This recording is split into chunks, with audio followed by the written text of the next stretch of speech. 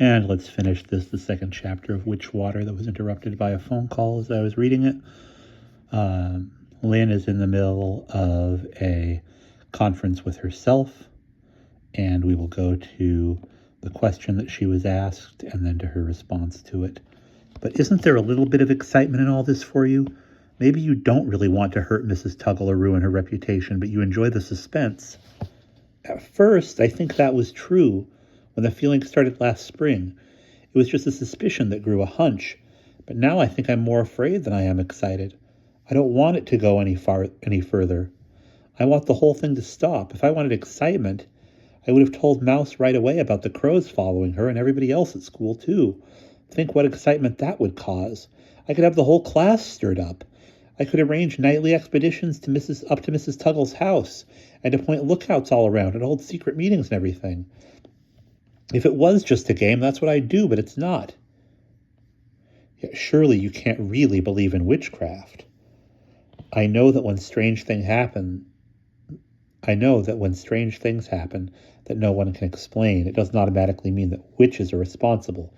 But it doesn't mean they aren't responsible either. There were footsteps on the stairs and Judith came in. Because the doorway to the third floor was on Lynn's side of the curtain, she had to pass through Lynn's section of the attic bedroom before she could get to her own. "Who are you talking to?" she asked as she pulled the curtain aside and went over to her dresser. "Myself." "Uh-oh, that's the first sign of going loony, you know." Judith took out a red scarf and tied back her long dark hair. "What are you lying around up here for anyway? It's a gorgeous afternoon. The trees down by the creek are beginning to change. If you stand out on the back porch, you can see that. I couldn't wait for school to get out so I could go hiking." Lynn rolled over on her side and propped her head up with one hand. "Judith, what did you used to do at Mrs. Tuggle's?" "So? Why?" "I know, but you would stay there all evening. What did you talk about all the time?" Judith stood in front of the mirror a moment longer, fussing with the scarf. Finally, she turned and looked at Lynn. "You know? I just can't remember. That's funny, isn't it? Every time I try to think, it gets all mixed up with dreams I've had, till I don't know which is real and which is imagined. A psychological block, that's it." Lynn got up and went downstairs. She stood out on the back porch as Judith had suggested and looked out over the garden, holding the screen door open. Even the meadow beyond was changing color as it stretched off down the hill to the trees below, their leaves glowing red and gold in the afternoon sunlight. Everything seemed so quiet and peaceful. It did seem silly to worry.